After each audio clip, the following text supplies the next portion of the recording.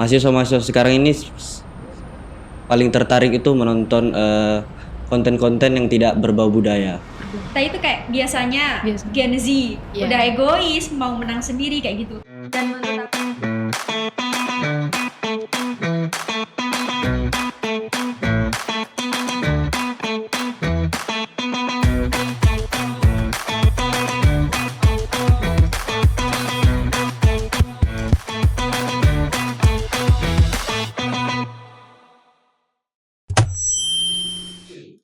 Assalamualaikum warahmatullahi wabarakatuh. Halo Sobat Visip, gimana nih kabarnya kalian semua? Semoga sehat dan tetap semangat nih. Kembali lagi di Visip Podcast. Bersama saya Nabila Firdaus Irsyadila yang akan menemani kalian di episode kali ini. Hari ini kita akan membahas sesuatu yang dekat banget sama identitas fakultas kita, yaitu budaya. Di tengah era digital yang serba cepat dan modern ini, budaya sering terasa jauh. Padahal justru itu yang menjadi karakter kita sebagai mahasiswa Fakultas Ilmu Sosial dan Ilmu Budaya. Nah, kebetulan banget nih, kita kedatangan sosok yang gak cuma paham, tapi juga punya tanggung jawab langsung dalam mengenalkan dan menjaga budaya di kampus kita tercinta. Mereka adalah winner Duta Budaya Visip UTM 2025. Langsung saja kita sapa winner Duta Budaya Visip UTM tahun 2025. Halo kakak-kakak. Halo. Gimana nih kabarnya? Sehat. Alhamdulillah sehat.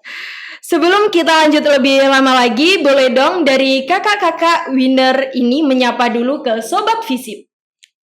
Oke, baik. Halo Sobat Visip, perkenalkan nama saya Michael Putra Trisakti Telambanua. Saya dari Prodi Ilmu Komunikasi dan saya diberikan gelar sebagai winner Duta Budaya Visip 2025. halo Sobat Visip, perkenalkan nama saya Diva Anugrah Indah Cahyani. Kalau di Duta Budaya Visip biasanya dipanggilnya Diva Radin. Dari Prodi Ilmu Komunikasi Angkatan 2024 dan di Duta Budaya Visip sebagai winner Duta Budaya Visip tahun 2025.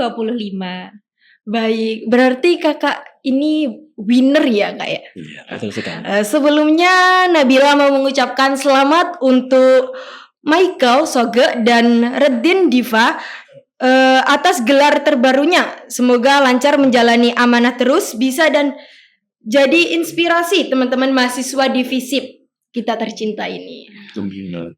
Di segmen Ngobrol Bareng Mahasiswa, pada episode kali ini kita bakal dengar langsung perjalanan mereka, pandangannya tentang budaya dan bagaimana peran mahasiswa Visip dalam merawat jati diri budaya di era sekarang. Baik, boleh nanti dijawab oleh Diva Redin dulu atau gak gitu Soge Michael dulu ya. Apa yang membuat kalian tertarik ikut pemilihan Duta Budaya Visip pada tahun 2025 ini? Dan apa motivasi terbesar kalian? Boleh dijawab Soge Michael. Oke, baik. Yang membuat saya tertarik memasuk dunia perdutaan ini, terutama Duta Budaya Visip, karena saya pertama kali melihat Duta Budaya Visip itu pada Ospek Vivo, dan saya melihat Duta Budaya ketika perkenalan itu seperti tertarik untuk bergabung dan ingin melihat bagaimana perkembangan dari Duta Budaya untuk meningkatkan value diri saya ke depannya. Dan motivasi saya itu karena saya ingin menaikkan value diri saya terutama pada dunia perkuliahan ini, dan juga saya ingin membuat bangga kedua orang tua saya, dan juga saya ingin menaikkan nama Duta Budaya Visip ini kepada dunia agar mereka tahu bahwa UTM mempunyai duta yang hebat dan bagus. Wih, keren banget. Berarti motivasi dari diri sendiri ya, Iya, Kak? betul. Kalau dari Redin Diva? Kalau motivasi saya sendiri, mendaftar Duta Budaya FISIP tahun 2025 itu karena di dunia perkuliahan ini saya sedang mencari jati diri saya. Nah, saya merasa Duta Budaya FISIP ini adalah tempat yang pas untuk saya mencari jati diri saya. Karena yang saya tahu di Duta Budaya FISIP itu kita kayak banyak sekali pengalaman yang kita dapatkan gitu. Mulai dari public speaking-nya, terus kayak kita harus attending keluar. Dan kebetulan saya itu pengen menekuni di dunia public speaking. Jadi menurut saya memang Duta Budaya FISIP ini adalah salah satu tempat yang pas buat saya untuk mencari jati diri saya. Seperti itu. Ih, keren-keren banget ya motivasi kalian berdua ini. Terus kalau di Duta Budaya FISIP itu kan jelas ada proses seleksi ya. Proses seleksi kemarin seperti apa sih? Bisa dijelasin dan bagaimana yang menurut kalian yang paling menantang gitu dari proses seleksi Duta Budaya? Siapa dulu nih? Mau Michael. aku dulu. Oke. Untuk proses seleksinya itu pertama kali ada open recruitment dari Duta Budayanya itu untuk mencari para mahasiswa yang tertarik pada dunia perdutaan, dan setelah open recruitment dibuka beberapa hari setelah itu diadakan technical meeting kepada para peserta yang mencalonkan diri sebagai finalis Duta Budaya. Dan untuk langkah selanjutnya, tahapan-tahapan selanjutnya itu ketika telah dilakukan technical meeting ada tes tulis, ada tes interview, dan juga ada tes bakat yang dimana itu melihat potensi-potensi dari mahasiswa yang ingin memasuki dunia perdutaan, khususnya di Duta Budaya FISIP ini. Udah. Berarti cuma 3 tahap ya Kak? Iya, 3 tahap. 3 tahap. Kalau dari Divardin? Mungkin sama ya yang kayak dibilang sama Michael. Pertamanya pasti ada open recruitment dulu, terus ada technical meeting, tes tulis, tes bakat, terus baru karantina. Kalau masuk ke kan itu tadi ada beberapa pendaftar ya. Nah, setelah itu dipilih 10 orang atau Finalis. 5 pasang ya, itu yang udah masuk ke finalis. Nah, 10 finalis ini nanti bakalan masuk ke tahap karantina, yang mana karantinanya itu kemarin ada sampai 4 hari. 4 hari. Karantinanya. Iya, baru setelah itu ke grand final. Terus menurut kalian berdua nih, dari seleksi 3 itu tadi apa yang cukup menantang bagi kalian gitu? Kalau dari aku sendiri ya, aku sih di tahap awal sih yang mau daftarnya waktu open recruitment. Karena menurut aku waktu itu kayak gimana aku harus meyakinkan diri aku dulu gitu loh. Kayak aku harus yakin kalau aku mau daftar di Duta Budaya FISIP ini kayak gitu. Itu sih. Kalau Michael? Kalau untuk aku sendiri itu yang paling menantang itu di bagian karantinanya sih. Karantina karena karantina itu kita harus benar-benar mengikuti prosedurnya, itu yang dimana ada materi, ada penyampaian materi, ada penugasan, terutama penugasan dari promosi dan juga penugasan video lainnya, dan terutama yang paling penting itu harus selalu on point. Ketika karantina. Berarti ada ya momen yang cukup menantang bagi kalian berdua di banyak. seleksi tersebut. Terus setelah resmi menjadi winner Duta Budaya nih, tanggung jawab apa saja yang sekarang kalian embankan? Mungkin dari Nuki. Ya. Untuk sekarang kan kita alhamdulillah nih dipercaya menjadi winner Duta Budaya FISIP. Menurut aku tanggung jawab yang paling besar itu adalah bagaimana aku harus bisa mengayomi semua kayak yang ada di Duta Budaya FISIP gitu, kayak ada runner up 1 kan, terus ada runner up 2, favorit, friendship, apalagi juga ada finalis. Jadi kayak gimana aku itu harus bisa mengayomi mereka semua kayak gitu sih. Itu adalah tanggung jawab yang menurut aku juga besar gitu. Cukup besar. Kalau untuk aku sendiri tanggung jawab yang paling besar itu ketika memasuki Duta Budaya ini adalah menjadi representasi dari mahasiswa FISIP, karena kami sebagai wajah FISIP harus bisa menjadi contoh yang baik bagi mahasiswa FISIP, menjadi mahasiswa yang teladan, dan juga kami harus bisa memberikan motivasi kepada mahasiswa FISIP tentunya, dan semakin berkembang untuk menunjukkan bahwa Duta Budaya FISIP memiliki perkembangan yang baik. Berarti sangat cukup besar ya tanggung Sangat cukup jawab besar. kalian. Terus menurut kalian nih, apa makna dari seorang duta budaya di lingkungan kampus yang multikultural seperti FISIP ini? Makna dari Duta Budaya di lingkungan kampus ini tentu seperti yang saya bilang tadi, itu menjadi representasi terutama pada bagian budaya. Karena kami di sini sebagai Duta Budaya, kami harus bisa branding budaya di khususnya Madura ini. Kami harus bisa membawa nama budaya itu semakin dikenal banyak orang dan semakin baik dikenal orang. Kalau aku sendiri sih sama sih kayak Michael, bagaimana kita kan sekarang jadi Duta Budaya FISIP, apalagi jadi winner nih. Berarti harus jadi representasi semua mahasiswa yang ada di FISIP. Ya kayak gitu sih, sama aja kayak Michael tadi. Berarti harus nge-branding budaya di Iya. khususnya Madura ini ya, Iya, Kak, ya. karena kan kita juga ada di Madura kan kampusnya. Terus kan kita hidup di era digital nih Kak, di mana budaya kadang kalah populer dengan tren-tren baru yang muncul sekarang ini. Terus menurut kalian apa tantangan terbesar dalam mengenalkan budaya ke mahasiswa saat ini? Kalau dari aku sendiri ya, tantangan terbesarnya itu pastinya karena di era sekarang ini banyak sekali yang lebih suka sama budaya barat daripada budaya lokal kita sendiri gitu. Bagaimana kita harus bisa mengenalkan bahwa ini loh budaya yang ada di Indonesia ini juga bagus, nggak kalah bagus sama budaya-budaya yang ada di barat, kayak gitu sih. Terus kalau dari aku.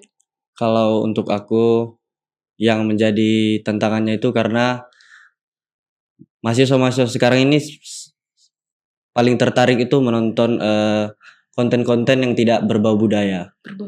Nah, dari sini kami ingin meningkatkan konten-konten berbau budaya melalui promosi media digital supaya budaya itu tidak dilupakan namun tetap dilestarikan melalui promosi media digital. Berarti lewat digital ya. Terus gimana cara kalian memanfaatkan media sosial untuk menyebarkan nilai-nilai budaya tapi tetap relate dengan anak muda zaman sekarang ini? Cara kami itu pertama kami membuat konten-konten video terutama pada budaya seperti tari maupun budaya-budaya yang dapat dipertontonkan kepada publik supaya juga mereka tahu budaya itu bagus, budaya itu begini. Budaya itu harus dilestarikan supaya masa-masa yang datang itu anak-anak cucu yang kedepannya bisa tahu kalau budaya-budaya di Madura khususnya itu bagus-bagus dan punya nilai-nilai budaya tersendiri. Kalau dari aku sendiri sih ya, kan sekarang anak muda ini lebih dekat sama media sosial kayak TikTok, Instagram gitu kan. Apalagi TikTok pasti banyak sekali kan ya. Kayak siapa sih yang nggak tahu TikTok gitu. Jadi ya bagaimana kita harus mendekatkan budaya ini ke TikTok agar kayak kalau mereka scroll itu ada lewat budayanya gitu. Bagaimana kita harus bisa mengemas budaya ini agar bisa diminati oleh para generasi muda. Kayak gitu sih. Terus menurut kalian apakah mahasiswa FISIP saat ini sudah cukup dekat dengan budaya? Kalau belum, bagian mana yang ingin kalian perbaiki atau dekatkan lagi gitu? Kalau menurut aku sendiri ya, mungkin sih ada beberapa yang sudah dekat dengan budaya, tapi juga ada beberapa juga yang belum dekat dengan budaya. Nah, untuk itu inilah kayak tugas kita, bagaimana kita sebagai Duta Budaya FISIP ini harus bisa mendekatkan budaya ini kepada mahasiswa, terutama mahasiswa FISIP di Universitas Trunojoyo Madura ini. Kalau menurut aku sih untuk mahasiswa sekarang ini mungkin ada yang mengenal budaya itu lebih dalam dan terutama pada budaya-budaya yang sudah hampir punah. Itu bisa dilihat pada mahasiswa yang memiliki bakat pada suatu budaya tertentu seperti tari. Itu kan mereka lebih sering mempertontonkan bakat mereka itu kepada publik supaya juga budaya itu semakin melekat kepada diri mereka gitu. Baik. Keren sekali ya. Terus ada nggak kegiatan dari program budaya yang ingin kalian jalankan selama menjabat sebagai duta budaya ini?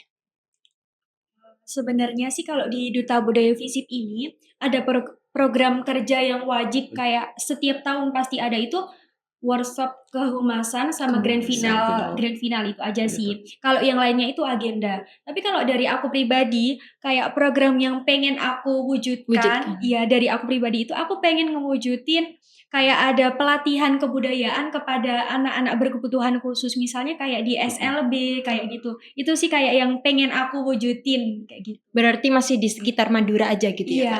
Betul. Kalau untuk aku di duta itu juga sama kayak tadi yang dibilang di Faraddin, itu ada 2 proker wajib, itu grand final dan workshop kehumasan. Dan untuk selebihnya itu lebih ke agenda, bukan dinamakan proker karena kita menentukan pada jadwal yang memang bisa kita jangkau dan juga kita mengambil agenda-agenda yang perlu ditingkatkan lagi terutama di wilayah Madura ini. Terus nilai budaya apa yang menurut kalian paling penting untuk dijaga oleh generasi muda khususnya mahasiswa FISIP tercinta ini? Nilai budaya yang pastinya patut dijaga sih nilai kalau di Madura kan sangat kental dengan nilai gotong royongnya, kebersamaannya. Nah, menurut aku itu sih yang perlu kayak harus selalu ditanamkan gitu sebagai seorang mahasiswa. Karena kebanyakan juga gimana ya? Kita itu kayak biasanya Gen Z, udah egois, mau menang sendiri kayak gitu. Dan menurut aku nilai kebersamaan, nilai gotong royong itu penting banget gitu untuk selalu sangat diperlukan gitu ya. Di mana saja kayak gitu. Kalau Michael? Kalau aku untuk nilai budaya itu mungkin ke budaya bahasa ya. Karena terutama di zaman sekarang ini banyak mahasiswa yang melupakan bahasanya sendiri. Itu bahkan ketika bicara ke masyarakat mereka nggak ngerti apa yang disampaikan oleh masyarakat. Jadi itu mungkin menjadi keinginanku untuk kedepannya untuk menjalankan agenda itu untuk meningkatkan literasi budaya pada bahasa. Berarti lebih ke generasi sekarang ini ya Kak ya.